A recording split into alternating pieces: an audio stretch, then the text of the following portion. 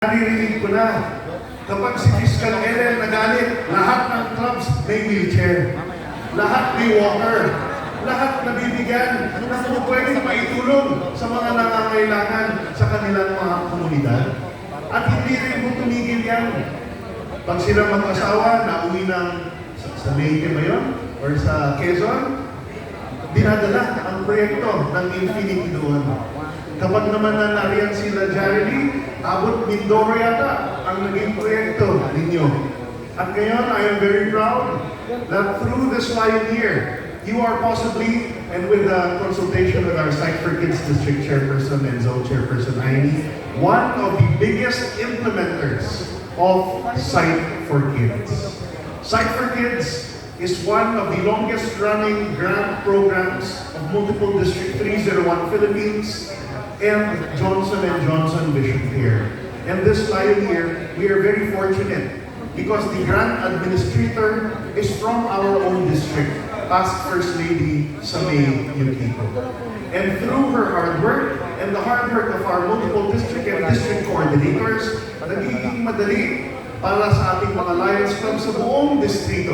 At higit sa lahat, dito ho sa Laguna B region, I am very familiar, napakalawak, napakarami at tunay pong nakatutulong sa ating mga kapuspalan at nangangailangan na learners at the primary and secondary level ang proyekto natin, Sight for Kids. And for that, I say, congratulations.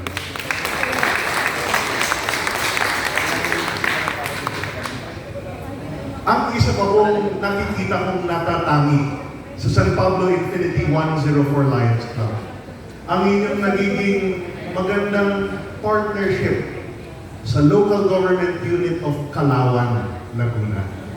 At nung minsan nga, nakita ko sila Fiscal Ellen, President Jarely, sabi ko, why do we not explore, parang nasa abroad ka pa yata ng Fiscal, why do we not explore the possibility na ngayon 3 years na ang San Pablo Infinity 104 Lions Club ay maging daan naman ang club ninyo upang magkaroon din ng bagong Lions Club sa bayan ng Calauan.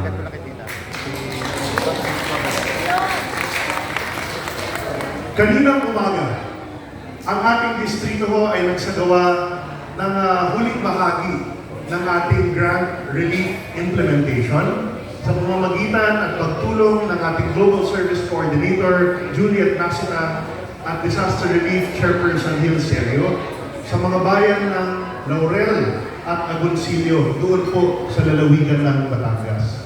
This is the conclusion of the distribution of a $15,000 grant from LCIF, bunsod po ng matitinding mga pagulan ng shear line at mga sunod-sunod na bagyo nung patapos ang taong 2024. At doon din, nasabi ko, sa Laurel, sa dating punong bayan nila, si Joan Amo, at doon po sa bayan ng Agoncillo, yung isang councilor doon, na ang Lions International ay kayang higit tulungan ang isang bayan kapag tayo ay may katuwang doon. Katuwang hindi lamang dahil sila ay local government at tayo ay pribadong sektor, kundi dahil sapagkat kapag mayroong club sa kalayunan na iyon, sa lugar na hindi naman kadalasan napupuntahan ng ating mga leon, ay tingin naman natin kapag sila ay nagbuo at tayo ay magkakasama, mas mapapadalas ang pag-implement ng mga programa natin. Inaanyayahan ko ang San Pablo Infinity 104 Lions Club, pati na rin ang lahat ng fellow Lions natin sa Laguna B region. Ang inyong area ay mahalaga, hindi lamang para sa atin, kundi para sa ating Vice Gobernador na magiging unang District Governor ng Lions International mula San Pablo City. In the rich history of the 70+ years of Lionism here, magiging unang Lions Governor natin ang nag-Yossi break yata natin na First Vice Governor Apolinar U. Cortez. Pag-aralan po natin ang mapa ng 3rd District, ang mapa ng 4th District ng Laguna, ang mga bayan-bayan ko na yan na wala pa tayong Lions Club o di man kaya sa mga karating bayan na natin dito sa Quezon Province dahil tayo ay nasa San Pablo. Tiyak, may kilala tayong mga masisipag na tumutulong sa atin o baka mga miyembro na po natin ngayon na taga doon. Let us encourage and give any kind of positive reinforcement to ensure that we spread the presence of our great association in other areas where we do not have a presence. Nagpapasalamat ang ating distrito dahil napakarami ang naindang sa mga bagong member natin ngayong gabi. Can I ask our newest members inducted tonight to please rise? Yung ating mga new members po. To our newest members inducted tonight, I want you to know that everyone in this hall were once in your shoes. We all once took our oaths of membership, not really knowing how great an organization Lions International is, nor comprehending the oath that we were promising ourselves into. But one thing is for sure, by choosing to affiliate yourselves with the San Pablo Infinity 104 Lions Club and joining Lions International, you have certainly made the best decisions of your lives. Congratulations and welcome to my visit. Thank you. You may take your seats.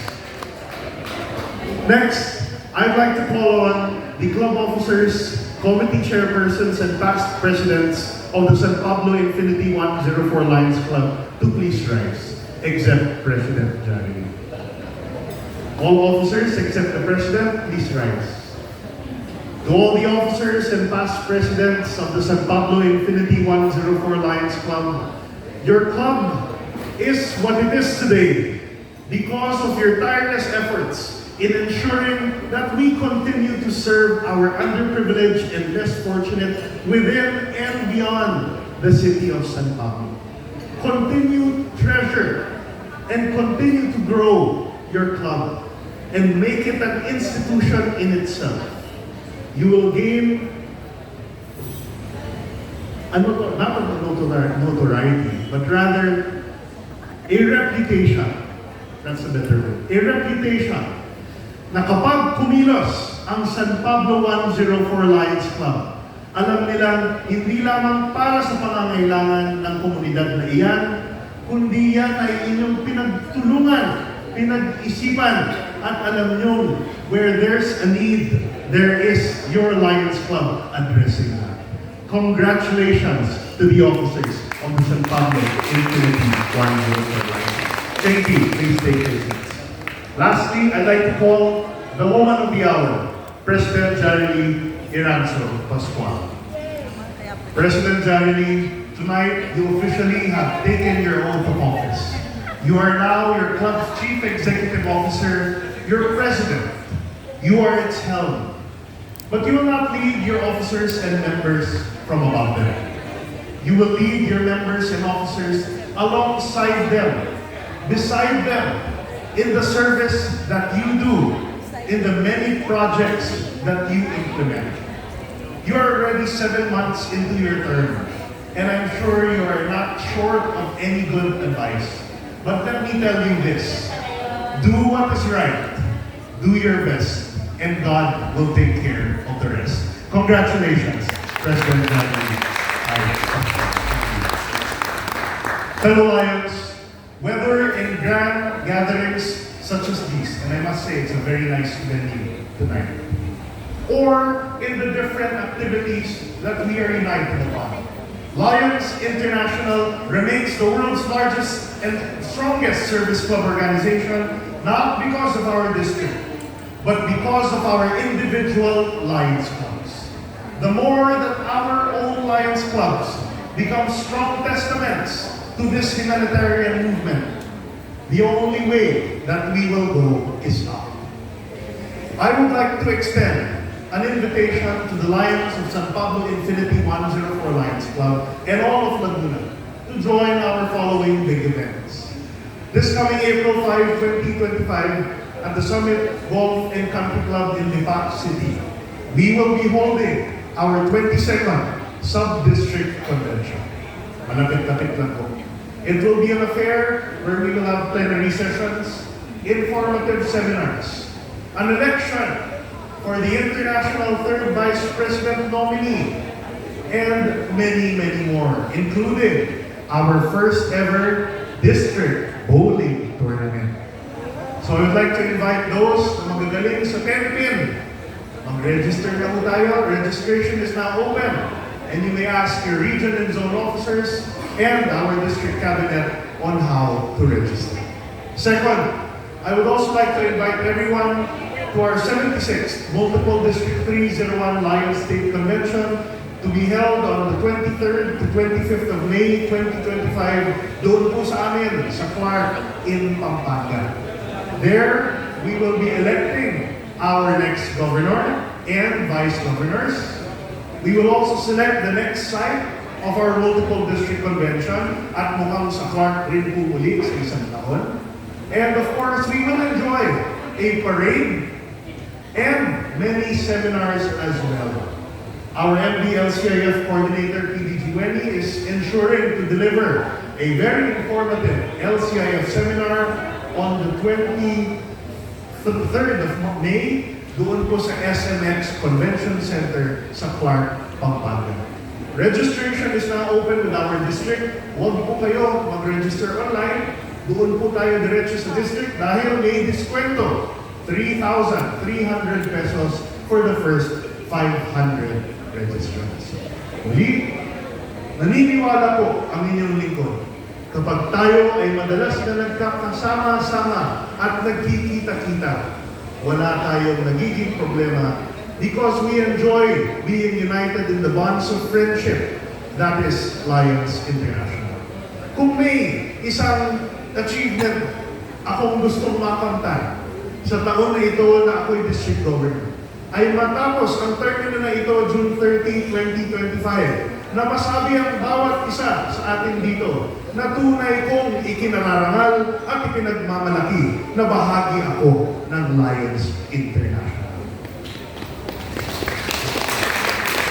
In closing, allow me to share with you what I always like sharing.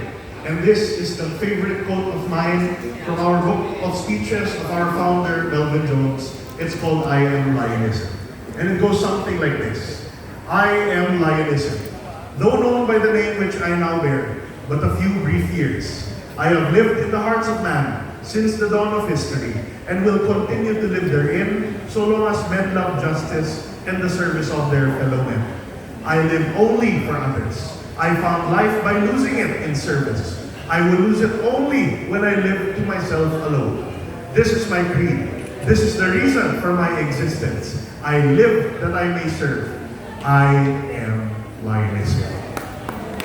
Muli, sa pamunuan, opisyal, at mga kasamahan ng San Pablo Infinity 104 Lions Club sa pamumuno ni President Jeremy I. Pascual, pagbati and congratulations on your anniversary and induction. And just always remember, your friend, Leo Lion Sol Flores Jr. will always be at your beck and call. Anytime, any place, anywhere, just call my name and I'll be there. Maraming salamat.